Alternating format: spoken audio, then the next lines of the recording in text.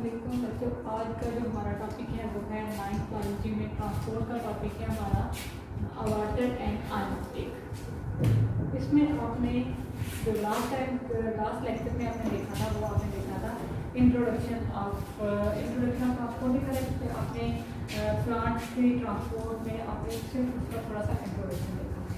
अब आपने next step करना है कि प्लांट के अंदर जो ट्रांसपोर्ट हो रही है वो कैसे हो रही है। आपने बच्चों पिछले लेक्चर में आपने ये देखा था कि प्लांट के अंदर आप दो चीज़ों की ट्रांसपोर्ट करवाते हैं, एक वाटर का ट्रांसपोर्ट करवाते हैं, दूसरा आप किस चीज़ का ट्रांसपोर्ट करवाते हैं, फूड की ट्रांसपोर्ट। अब आपने यहाँ पे स्टेप वाइज प्लांट की ट्रांसपोर्ट देखनी है। तो सबसे पहले आप इसमें देखते हैं कि वाटर और आयन को आप कैसे ट्रांसपोर्ट करवाते हैं, मतलब प्लांट वाटर को कैसे एब्जॉर्ब करते हैं, कैसे वाटर को प्लांट बॉडी के अंदर हम इंजेक्ट करते हैं, आयंस को कैसे करते हैं, और देन इस वाटर को या आयंस को आप कैसे प्लांट की पूरी बॉडी के अंदर ट्रांसपोर्ट करवाते हैं। ठीक है बच्चों, अगर आपको पिछला टॉपिक याद हो, आपने गौर से सुना हो, तो आपको पता हो कि इसमें आपने ये देखा था कि आपके पास दो चीज़ें होती हैं, एक होता है जाइलम और दूसरा होता है वाटर। ये दो जो चीज़ें हैं ये ट्रांसपोर्ट करवाती हैं वाटर की, आयंस की, सॉल्ट्स की, मिनरल्स की, जो डिजॉल्व फॉर्म में होती है वाटर के अंदर उन चीज़ों की। ठीक है, अब यहाँ पे देखें कि हमने देखना है कि प्लांट बॉडी के अंदर ये चीज़ें कैसे ट्रांसपोर्ट होती हैं। सबसे पहले हम देखते हैं कि प्लांट्स के अंदर वाटर कैसे होगा। ठीक है बच्चों, यहाँ पे देखें कि आपके अगर आपके पास आपके पौधे तो ऐसी बातें देखे ही हैं। अब क्या होगा कि सबसे पहले यहाँ पे हम डायग्राम अगर बनाते हैं तो हम कहते हैं कि ये आपके पास कोई प्लांट है। ठीक है, इसमें यहाँ पे आप देखें कि इस तरह से ये आपके पास प्लांट है फॉर एग्जाम्पल। ठीक है, अब वाटर कहाँ से एब्जॉर्ब करवाएंगे, रूट से। ये आपके पास कौन सी चीज़ है, एक प्लांट की रूट है। एब्जॉर्प्शन कहाँ से करवानी है, रूट से एब्जॉर्प्शन करवानी है। ये नीचे जो कंटेंट है आपके पास, ये कौन सी चीज़ है आपके पास, ये है आपके पास वाटर, सॉल्ट्स, आयंस, मिनरल्स, कुछ भी नीचे सॉइल के अंदर ये बेशुमार चीज़ें। ठीक है, अब आपने इस चीज़ को यहाँ तक लेके जाना है, कहाँ तक, प्लांट के लीव्स तक, मतलब एरिया पार्ट तक आप इसको लेके आना है। यहाँ पे अब आप कैसे लेके जाएंगे, तो सबसे पहले आप इसमें से इसका स्ट्रक्चर स्टडी करते हैं कि प्लांट के अंदर कैसे ये चीज़ें इंजेक्ट होती हैं, कैसे आप इसको स्टडी करते हैं। ठीक है, यहाँ से आप क्या करें, इतना पोर्शन ये मैं ले रही हूँ, ये रूट का इतना पोर्शन है, इसको आप स्टडी करते हैं। ठीक है, इसका स्ट्रक्चर आप अगर स्लाइड बना के देखें माइक्रोस्कोप में तो आपको स्ट्रक्चर किस तरह से नजर आता है कि अगर यहाँ पे मैं इसका स्ट्रक्चर ड्रा करूँ तो ये इस तरह से सेल्स नजर आती है आपको।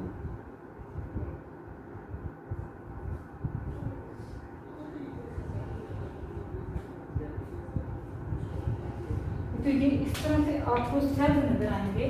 ठीक है, ये कौन से सेल्स हैं, ये आपने अब गौर से ये चीज़ें देखनी है तो आपको समझ आ जाएगी कि ये आपके पास कौन से सेल्स हैं।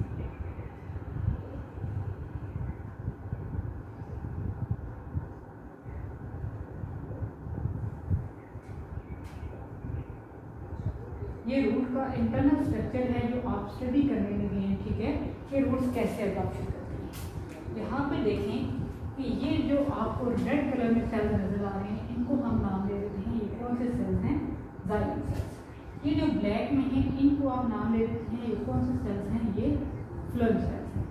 बच्चों, आपको पिछले टॉपिक में जब पढ़ाया, लेक्चर में पढ़ाया था, तो उसमें आपने कहा था कि जाइलम जो होता है ये किसकी ट्रांसपोर्ट करता है, ये वाटर को ट्रांसपोर्ट करता है। जो फ्लोएम होता है ये किस चीज़ को ट्रांसपोर्ट करता है, ये फूड की ट्रांसपोर्ट करता है। तो मतलब यहाँ से आपको समझ आ गई कि ये वाले जो सेल्स हैं ये किसको ट्रांसपोर्ट करेंगे, इनके अंदर कौन सी चीज़ है, इनके अंदर होगा वाटर, ये वाटर को ट्रांसपोर्ट करेंगे, मतलब ये वो वाली पाइपलाइन है जो वाटर, जिसके अंदर वाटर होगा।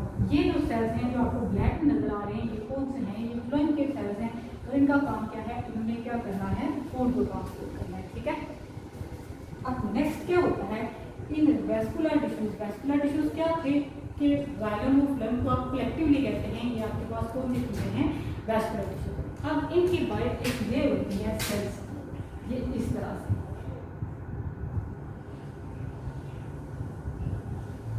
इस तरह से इस सर्कल में एक लेयर होती है सेल्स की, जिसको नाम देते हैं किस चीज का, लेयर ऑफ सेल्स होती है, इसको आप नाम दे देते हैं पेरिसाइकिल।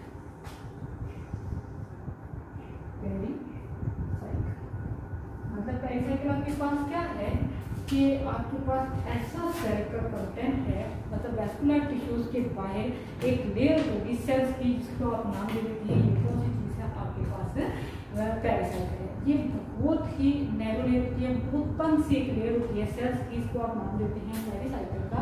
अब इस पेरिसाइकिल के बाहर एक और लेयर होती है सेल्स की, जिसको आप नाम देते हैं, ये कौन सी लेयर है, एंडोडर्मिस। ठीक है, अब यहाँ पे मैं एक और लेयर यहाँ पे नाम देती हूँ इसकी सेल्स की,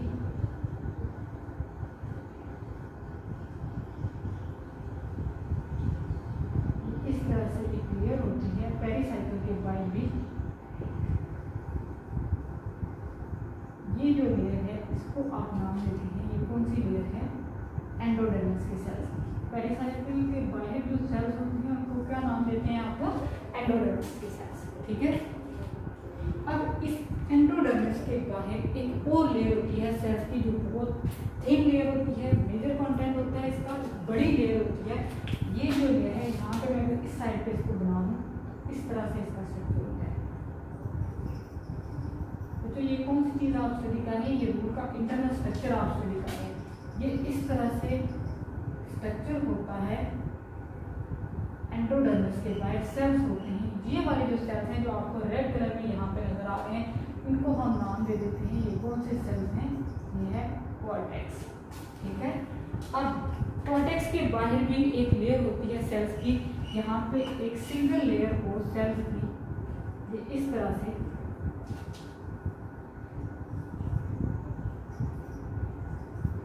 इस तरह से, इस लेयर को आप क्या कहते हैं, एपिडर्मिस। ठीक है, अब इस एपिडर्मिस से ही क्या बाहर निकलता है, तो यहाँ से अगर आप देखें तो यहाँ से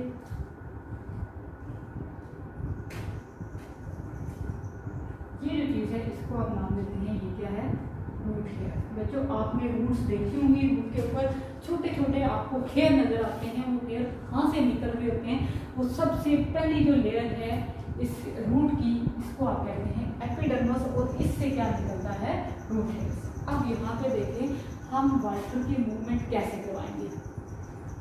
अगर आप फ्रंट से देखते हैं तो सबसे पहले आपके पास कौन सी चीज़ आएगी, रूट हेयर। ठीक है, अब बच्चों यहाँ से गौर से देखना है कि हमने वाटर की ट्रांसपोर्ट करवानी है, तो वाटर कैसे ट्रांसपोर्ट होगा। ये जो आपको डॉट्स नजर आ रहे हैं, ये आप समझ लें कि ये आपके पास कौन सी चीज़ है, ये वाटर है या आपके पास कौन सी चीज़ है, आयंस है। ठीक है, अब रूट हेयर से क्या होगा, आप कहते हैं कि ये एक मॉलिक्यूल है वाटर का, ये क्या करेगा, रूट इसको एब्जॉर्ब करेगी, एब्जॉर्ब करेगी तो ये वाटर का मॉलिक्यूल कहाँ पे चला जाएगा, ये इस रूट हेयर के अंदर चला जाएगा। ये है आपके पास क्या चीज़, वाटर मॉलिक्यूल। अब यहाँ से ये करते करते इस तरह से, ये इस तरह सेल टू सेल यहाँ से मूव करता है, करते करते रूट हेयर से कहाँ पे जाएगा, एपिडर्मिस के अंदर। एपिडर्मिस के अंदर ये वाले सेल्स कौन से हैं, ये आपके पास है कॉर्टेक्स। कॉर्टेक्स के बाद वाटर कहाँ पे जाएगा, आपके पास एंडोडर्मिस के अंदर। एंडोडर्मिस से कहाँ पे जाएगा, आपके पास पेरिसाइकिल के अंदर, और पेरिसाइकिल से नेक्स्ट कहाँ पे जाएगा, आपके फ्लोएम सेल के अंदर, और फ्लोएम से नेक्स्ट आप कहाँ पे भेज देंगे, प्लांट के अपर पोर्शन में। मतलब अगर यहाँ पे वाटर यहाँ पे पहुँच आया है तो इससे करते करते प्लांट के अंदर यहाँ पे एरियर पोर्शन में आप वाटर की मूवमेंट करवा देंगे। ठीक है, अब बच्चों यहाँ पे बात समझने की है कि वाटर मॉलिक्यूल्स कैसे मूव करते हैं, कि एक वाटर मॉलिक्यूल यहाँ पे आया तो ये यहाँ से यहाँ पे कैसे पहुँचा, कि ना कोई फोर्स लगी ना कुछ कुछ बहुत, तो ये वहाँ पे नहीं जाएगा। यहाँ पे कुछ मैकेनिज्म लगते हैं जिसकी वजह से वाटर यहाँ पे मूवमेंट करता है। तो ये मैकेनिज्म कौन कौन से हैं, आपने जब chapter number 4 cell and tissues पढ़ा था उसमें आपने 2-3 टॉपिक्स पढ़े थे ट्रांसपोर्ट के। एक आपने देखा था एक्टिव ट्रांसपोर्ट, ये कहा था आपने पैसिव ट्रांसपोर्ट, देन आपने कहा था ऑस्मोसिस, और फिर आपने कहा था कि यहाँ पे क्या होता है, डिफ्यूजन। ये 4 चीजें बच्चों ऐसी हैं, ऐसे प्रोसेसेस हैं जिनकी वजह से आप वाटर की या फूड की मूवमेंट करवाते हैं। अब बात सुने कि यहाँ पे फर्ज करें कि हम कहते हैं कि एक्टिव ट्रांसपोर्ट का प्रोसेस हुआ, ठीक है। एक्टिव ट्रांसपोर्ट का प्रोसेस क्या प्रोसेस है, जिसमें एक ऐसा प्रोसेस है एक्टिव ट्रांसपोर्ट जिसमें आप मॉलिक्यूल्स की, आयंस की मूवमेंट करवाते हैं, ठीक है। कैसे करवाते हैं कि अगर फर्ज करें हमारे पास ये एक सेल है, ये दूसरा सेल, ठीक है। इस सेल से इस सेल तक आपने वाटर की या आयंस की मूवमेंट करवाई है, तो आप कैसे करवाएंगे, एक्टिव ट्रांसपोर्ट की वजह से। एक्टिव ट्रांसपोर्ट की वजह से कैसे करवाएंगे कि मूवमेंट ऑफ मॉलिक्यूल्स, डेफिनेशन है ये एक्टिव ट्रांसपोर्ट की कि movement of molecule from the area of lower concentration toward the higher concentration with the expenditure of energy. कि ऐसे सेल जिसमें एक के अंदर पहले ही हम कहते हैं कि यहाँ पे वाटर का कंटेंट कम है, दूसरा ये वाला जो पोर्शन है इसके अंदर वाटर कंटेंट ऑलरेडी ज़्यादा है, तो यहाँ से इस साइड पे वाटर और चाहिए, तो ये कैसे मूव करेगा कि ये है लोअर कंसंट्रेशन, ये है हाई कंसंट्रेशन। यहाँ पे movement of molecule from lower concentration toward high concentration with energy. Energy कौन सी होगी, एटीपी की वजह से जब आप मूवमेंट करवाएंगे तो इसको आप कहते हैं, ये कौन सी चीज़ है, एक्टिव ट्रांसपोर्ट। इस यही बात जब आप यहाँ पे अप्लाई करते हैं तो वाटर मॉलिक्यूल जब इधर से इधर with the help of energy जाएगा तो आप इसको कहते हैं, ये कौन सी चीज़ है, एक्टिव ट्रांसपोर्ट, ठीक है। अब नेक्स्ट चीज़ है आपके पास कि अगला प्रोसेस है पैसिव ट्रांसपोर्ट। पैसिव ट्रांसपोर्ट इसमें क्या चीज़ है कि इसमें सिंपल प्रोसेस है जिसमें आप क्या देते हैं कि movement of molecule from area of higher concentration toward lower concentration, जब इधर से लोअर हायर से लोअर की तरफ आसानी से मूवमेंट हो जाए, आपको एनर्जी ना लगानी पड़े, तो इसको आप कहते हैं, ये कौन सी ट्रांसपोर्ट है, पैसिव ट्रांसपोर्ट। इसी तरह आपके पास ऑस्मोसिस है, ऑस्मोसिस में भी आप यही मैकेनिज्म लगाते हैं।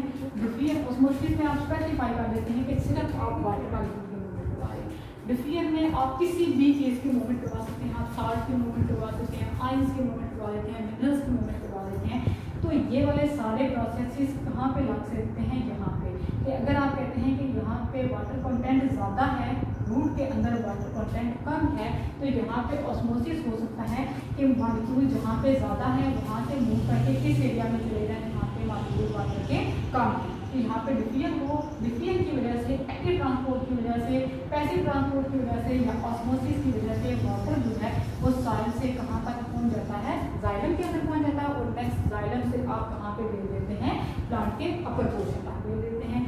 ये है आपके पास वाटर एंड आयन का अपटेक कि आपने वाटर को कैसे सॉइल से एब्जॉर्ब करवाया और उसको प्लांट के अपर पोर्शन तक आपने कैसे पहुँचाया।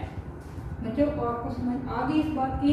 नेक्स्ट हम जो टॉपिक स्टडी करेंगे वो है आपके पास ट्रांसपिरेशन के। प्लांट के अंदर ट्रांसपिरेशन कैसे होती है, ट्रांसपिरेशन क्या चीज़ है।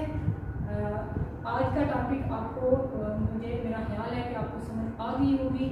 आप लोगों को अगर इसकी समझ नहीं आई तो आप लास्ट लेक्चर को भी गौर से सुनेंगे, तब आपको इसकी समझ आएगी। बच्चों ये बहुत इंपॉर्टेंट चैप्टर है, हर लेक्चर आप गौर से सुनेंगे तभी आपको समझ आएगी। जब आप इसका सीक्वेंस नहीं रखेंगे तो आपको समझ पिछली चीज़ अगली चीज़ से रिलेट कर रही है, तो आपको जब पहली बात समझ में नहीं आएगी तो दूसरी बात आपको समझ में नहीं आएगी। इसलिए बच्चों आप गौर से लेक्चर सुने और रेगुलर सुने, ठीक है। अल्लाह हाफिज़।